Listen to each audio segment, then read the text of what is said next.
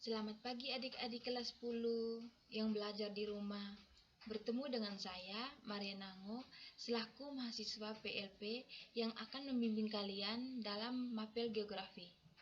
Nah, pertemuan kali ini kita melakukan secara daring dengan menggunakan media PowerPoint. Submateri tentang dinamika litosfer dan dampak terhadap kehidupan. Sebelum mulai materinya, kita awali dengan doa. Doa mulai. Doa selesai. Nah, pertemuan ini kita akan membahas tentang tenaga eksogen. Tenaga eksogen adalah tenaga yang berasal dari luar bumi.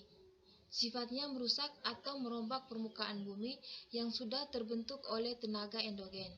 Tenaga eksogen juga mengakibatkan bentuk-bentuk muka bumi.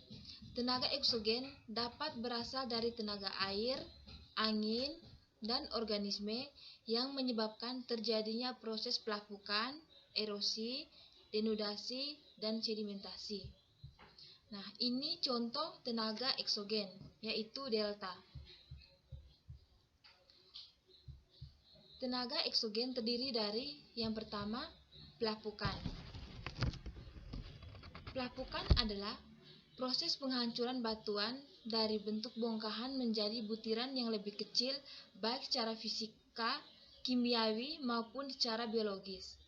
Pelapukan secara fisika disebabkan oleh perubahan suhu atau iklim. Contohnya itu perubahan suhu yang ekstrim di wilayah gurun akan mengakibatkan batu lama-kelamaan menjadi pecah. Yang kedua, pelapukan kimia. Pelapukan kimia disebabkan oleh tercampurnya batuan dengan zat-zat kimia. Contohnya, proses pelarutan batuan gamping. Yang ketiga, pelapukan secara biologis disebabkan oleh makhluk hidup. Contohnya, akar tumbuhan yang menempel di bebatuan. Lama-kelamaan akar tersebut membesar dan masuk ke dalam batu, dan batu tersebut menjadi pecah dan menjadi pelapukan. Yang kedua, erosi. Erosi adalah suatu proses terkikisnya tanah atau batuan yang kemudian dipindahkan ke tempat lain oleh kekuatan air, angin, es, atau gravitasi. Contohnya, ketika kalian menyiram tanaman di halaman kalian, nah, biasanya partikel-partikel tanah di bawah oleh air. Itu disebut dengan erosi dalam skala kecil.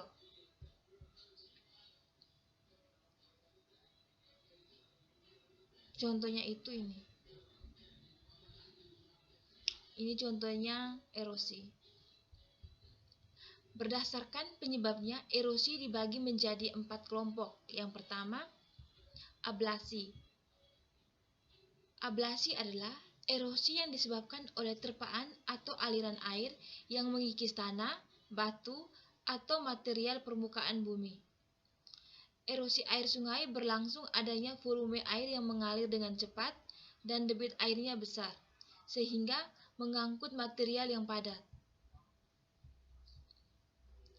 Erosi dibedakan menjadi beberapa macam, yaitu sebagai berikut. Yang pertama, erosi percikan.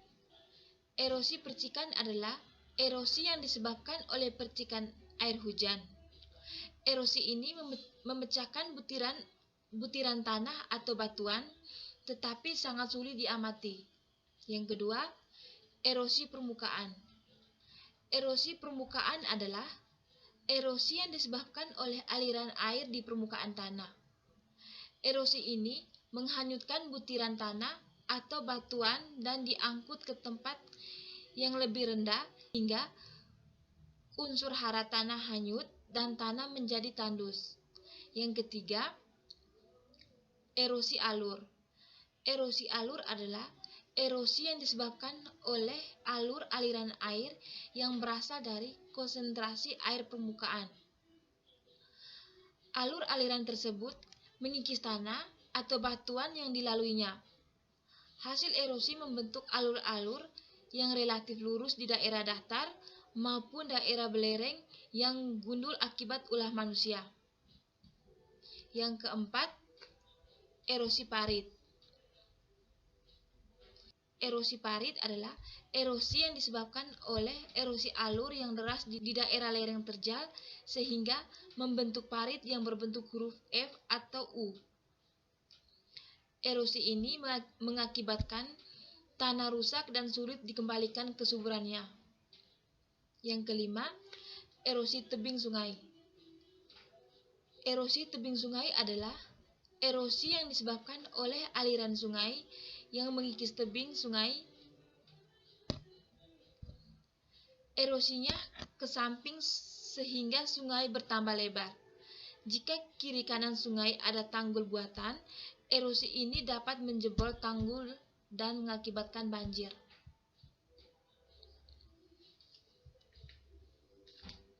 Yang keenam, erosi air terjun. Erosi air terjun adalah erosi yang disebabkan oleh aliran air di lereng yang sangat curam. Erosinya lurus ke bawah sehingga membentuk air terjun. Lokasi air terjun semakin lama bergerak mundur. Jika air terjun ini merupakan hulu sungai, maka sungai bagian hulu mengalami erosi lurus ke bawah sehingga dasar sungai semakin mendalam. Di samping itu, jika erosi ini mengikis dasar jurang atau lembah, maka jurang akan semakin dalam dan membentuk ngerai, seperti ngerai Sianok di Sumatera Barat. Yang ketujuh, erosi gelombang atau abrasi. Abrasi adalah pengikisan pantai yang dilakukan oleh gelombang laut atau ombak. Pukulan gelombang laut yang membawa kerikil dan pasir secara terus-menerus terhadap dinding pantai mengakibat terbentuknya. Yang pertama, notch, taking atau selat gunung. Sea cave, gua pada dinding pantai. Blow hole, atau lubang yang menembus atap gua di dinding pantai. Cliff, lereng pantai yang terjal atau tebing curam. Five cut platform atau mimbar pada dinding pantai yang terpotong akibat gelombang. Cep, tanjung daratan yang mencolok ke laut. Bay, teluk laut yang mencolok ke darat. Yang kedelapan, erosi glasial. Erosi glasial adalah pengikisan yang dilakukan oleh gletser dan menimbulkan bentukan berupa morena atau batu kerikil, pasir, dan tanah di ujung gletser. Morena disebabkan oleh gaya gravitasi yang menghanyutkan material es dari puncak gunung, bukit, atau pegunungan menuruni lereng. Ford, teluk sempit dan panjang di daerah salju atau es. Yang ketiga, lembah sungai berbentuk U. Yang kesembilan, erosi angin atau deflasi adalah pengikisan yang dilakukan oleh angin. Angin menerbangkan pasir dan debu, lalu menurunkannya di suatu tempat. Hasil bentukan deflasi berupa bukit pasir yang berbentuk oleh angin, gumuk pasir di pantai, tanah los, contohnya itu debu gurun Gobi di Mologia, diterbangkan angin dan diturunkan di Cina Utara. Selanjutnya, debu gunung, diterbangkan angin dan diturunkan di daerah yang lebih rendah. Yang ke-10, korosi adalah pengikisan yang dilakukan oleh angin yang membawa pasir. Korosi terjadi di daerah gurun yang berbentuk pegunungan seperti di Amerika. Hasil pembentukan korosi berupa mushroom rock, batu jamur, merupakan batuan yang bagian bawahnya terkikis angin yang membawa pasir. Arch, batuan yang berlubang seperti terusan sehingga tampak melengkung. Mes dan bukit curam dengan puncak rata. Puncak Mesa lebih luas daripada puncak Bud. Selanjutnya, korasi atau deflasi. Korasi atau deflasi merupakan erosi yang disebabkan oleh angin. Biasanya korasi dan deflasi ini terjadi di daerah gurun. Ini contohnya korasi atau deflasi.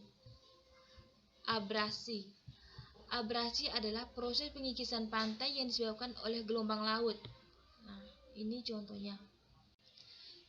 Ekstrasi adalah pengikisan yang disebabkan oleh es yang mencair atau gerakan lapisan es. Karena mencairnya es ini, akhirnya batuan yang ada akan masuk ke bawah dan mengendap.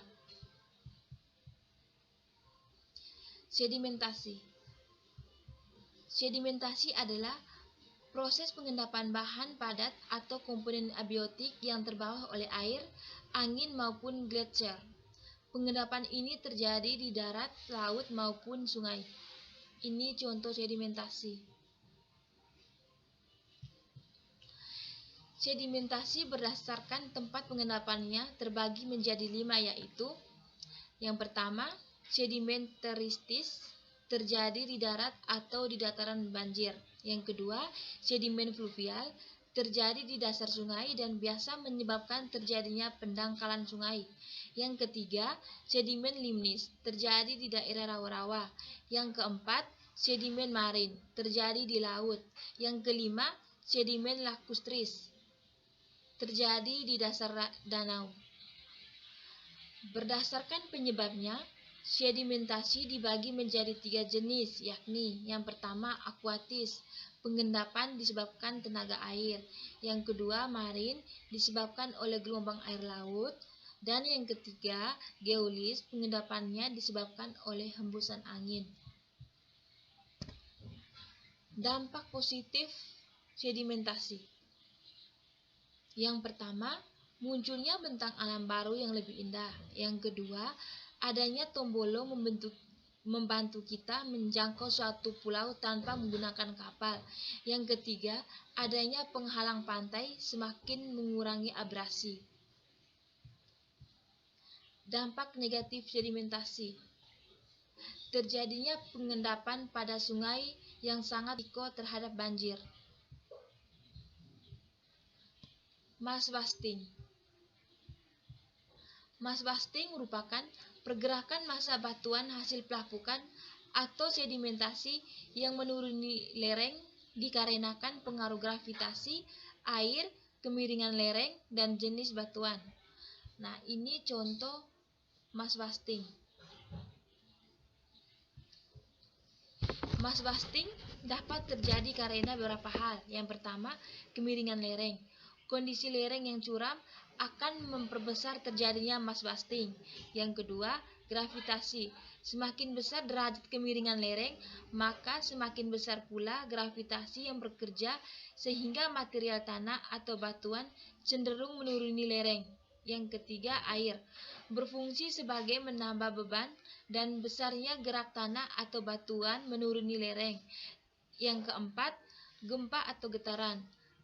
Pergerakan batuan atau tanah menuruni lereng. Yang kelima, vegetasi. Lereng yang gundul akan lebih mudah mengalami mass wasting dibandingkan lereng yang banyak ditumbuhi tumbuhan.